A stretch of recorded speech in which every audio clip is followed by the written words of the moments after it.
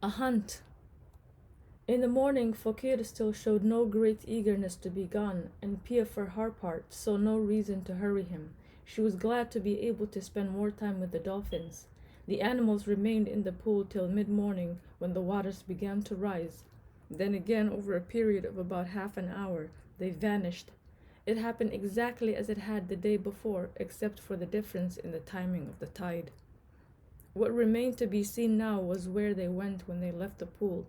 Fokir might know the answer to this. Through a combination of gestures, she managed to convey to him that she wanted to follow the dolphins. Would it be possible to track them in the boat? He nodded eagerly and quickly pulled in the anchor. They left the pool while the tide was still coming in and the current added a little to their pace.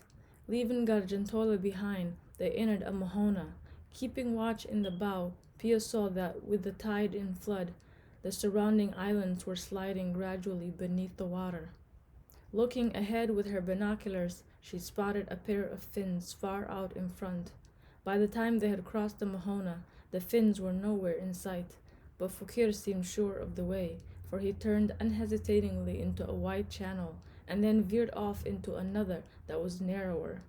Shortly afterwards, he downed his oars and pointed to the shore. Veering around with her binoculars, Pia spotted three crocodiles. She missed them because her attention had been focused on the water. She guessed that Fakir had seen them before, in this very stretch of water. They were lying exposed to view, but their mud-caked bodies blended so well into the surroundings that it was hard to judge their size. One had its jaws open, and it seemed to Pia that the gap was wide enough to take the measure of a human being, certainly one of her own size. The channel was a relatively narrow one, and if the tide had been low, they would have passed very close to the crocodiles, but with the water running high, the reptiles were well up on the shore. They gave no indication of having noticed the boat's passage, but a while later, when Pia turned her binoculars on them again, she saw that there were only two animals left on the bank. The third had slithered into the water, and the trough it had carved in the mud bank had begun to fill up again. Within minutes, the depression vanished and the bank was restored to its lacquered smoothness. Then Tutul uttered a wordless shout and pointed ahead. Pia swung her binoculars around just in time to catch a glimpse of a dolphin's flukes. They disappeared almost at once, and she was annoyed with herself for being distracted by the crocodiles. But a minute later, the flukes appeared again, rising vertically out of the water, as if the animal were standing on its head. Then another pair of flukes appeared beside the first, similarly upended, and Pia recognized the mother and calf couple she had observed before in the pool. The flood tide had created dozens of tiny creeks that reached deep into the interior of the surrounding banks and islands. It was in one of these that the dolphins were foraging, a gully clearly too shallow even for Fakir's boat. Pia knew exactly what the dolphins were doing. They had herded a school of fish into shallow water, and the hunted creatures had buried themselves in the mud in a futile effort to evade their pursuers. Now, much like rabbits uprooting a harvest of carrots, the dolphins were picking the fish from the riverbed. Pia had witnessed a variation on this very scene once on the Irrawaddy River. In the course of a survey, she had made time to visit two fishermen who lived in a small village north of Mandalay. The visit had come about at the urging of a fellow cetologist who told her that these men would show her something she would find hard to believe. The two fishermen proved to be a middle-aged man and his teenage son. At 11 in the morning, they took Pia and her interpreter out on the river in their fishing boat. The boat was about the same size as Fakir's, but it had no hood. The heat was so fierce that even the water seemed to be in a stupor, showing few discernible signs of movement. Pia was relieved to find they had not far to go. When they were some 20 meters from shore, the older man produced a wooden stick and began to drum on the boat's gunwale. A few minutes later, a sharply raked dorsal fin broke the water's surface, soon to be followed by several others. Then the younger man picked up a fishing net and began to rattle the metal weights that were attached to its fringe. The sound prompted a pair of dolphins to break off from the pod. While the others hung back, the pair made a close approach to the boat. When they were a few meters from the bow, They began to swim circles almost as if they were chasing each other's tails. Through the interpreter, the fisherman explained that the dolphins were herding a school of fish towards the boat. For a while, the fisherman observed in silence, and then the younger man rose to his feet. Giving voice to a strange gobbling call, he swirled the net around his head and made a cast. The net landed right in the center of the perimeter the dolphins had been patrolling. Now, as the net sank, the water surface began to froth. A small silver fish leapt in the air, while the two patrolling dolphins swam faster and faster in tightening circles. The other dolphins in the pod joined in and began to make darting charges, thrashing the surface with their flukes in order to drive the fast, scattering fish back towards the net. The fisherman pulled in the net, and a wriggling, writhing mass of silver spilled out and lay scattered around the deck. It was as though a piñata had burst, releasing a great mass of tinsel. The dolphins, meanwhile, were celebrating a catch of their own. In sinking to the bottom, the net had pushed a great number of fish into the soft floor of the river. The dolphins were now free to feast on this underwater harvest. They fell to it with gusto, upending themselves in the water, creating a small thicket of wriggling flukes. Pia was awestruck. Did there exist any more remarkable instances of symbiosis between human beings and a population of wild animals? She could not think of one. There was truly no limit, it seemed, to the cetacean gift for springing surprises.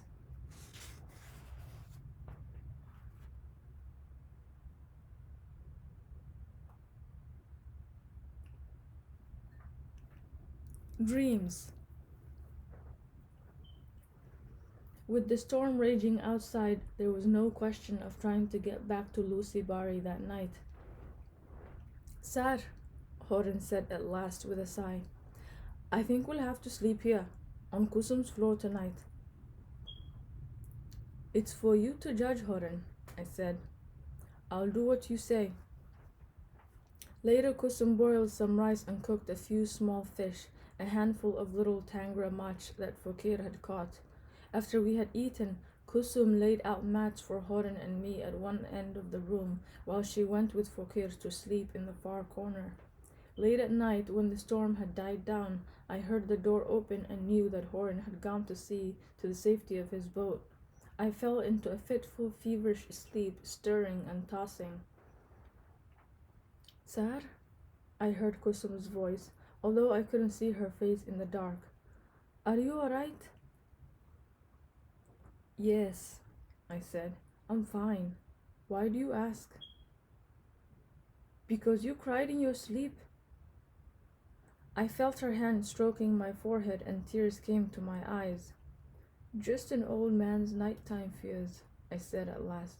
But I'm fine now. Go back to your son. Go back to sleep. I rose in the morning to find, as so often after a storm, that there was not a cloud in the sky. The island and river were bathed in brilliant sunshine. I stepped away from Kusum's dwelling and saw others nearby. I walked a little farther and saw still more dwellings scattered over cleared fields. These were huts, shacks, and shanties built with the usual materials of the tide country, mud, thatch, and bamboo. Yet a pattern was evident here. These dwellings had not been laid out at random. What had I expected? A mere jumble, perhaps untidy heaps of people piled high upon each other? That is, after all, what the word refugi has come to mean. But what I saw was quite different from the picture in my mind's eye. Paths had been laid. The bod, the guarantor of island life, had been augmented. Little plots of land had been enclosed with fences. Fishing nets had been hung up to dry. There were men and women sitting outside their huts, repairing their nets and stringing their crab lines with bits of bait and bone. Such industry, such diligence. Yet it was only a few weeks since they had come. Taking in these sights, I felt the onrush of a strange, heady excitement. Suddenly it dawned on me that I was watching the birth of something new, something hitherto unseen. This, I thought, is what Daniel Hamilton must have felt when he stood upon the deck of his launch and watched the mangroves being shorn from the islands. But between what was happening at Morichapi and what Hamilton had done, there was one vital aspect of difference. This was not one man's vision. This dream had been dreamt by the very people who were trying to make it real. I could walk no more. I stood transfixed on the still wet pathway, leaning on my umbrella while the wind snatched at my crumpled dhoti. I felt something changing within me. How astonishing it was that I, an aging, bookish schoolmaster, should live to see this, an experiment imagined not by those with learning and power, but by those without. I felt all of existence swelling in my veins. Letting my umbrella drop, I flung back my head to open myself to the wind and the sun. It was as though in the course of one night I had cast away the emptiness I had so long held in my arms. In great excitement, I went back to Kusum's door. "What's the matter, sir?" she said, in alarm. "Why are your clothes muddy, your face red? Where have you left your umbrella?" "Never mind all that," I said impatiently. "Tell me, who is in charge? Is there a committee? Are there leaders?" "Yes, of course. Why?" "I want to meet with them." "Why, sir?" "Because I want to have some part in what is happening here. I want to be of help." "Sir, if that's what you want, who am I to say no?" The island, she said, had been divided into wards. People in charge of each of these wards took decisions and helped organize every essential activity. "Take me to the head of your ward," I said, and she led me to a door a short distance away. The leader of the ward was a sharp, energetic man, no dreamer, and not someone to put up with trespasses on his time. In his demeanor, I glimpsed the euphoric reticence of someone who knows that success is within reach. Of course, he was busy, but when he heard I was a headmaster, although soon to be retired, he took the time to show me around. We walked along the newly cleared paths and he pointed out all that had been done in the weeks since they had first arrived. I was amazed, not just by what they had built, but the care they had invested in creating organizations, institutions. They had set up their own government and taken a census. There were some 30,000 people on the island already, and there was space for many more. The island had been divided into 5 zones, and each family of settlers had been given 5 acres of land. Yet they had also recognized, shrewdly enough, that their enterprise could not succeed if they didn't have the support of their neighbors on the surrounding islands.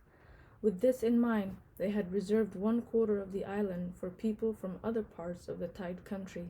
Hundreds of families had come flocking in. At the end of the brief tour, I clasped my guide's hand. "Destiny is on your side, comrade."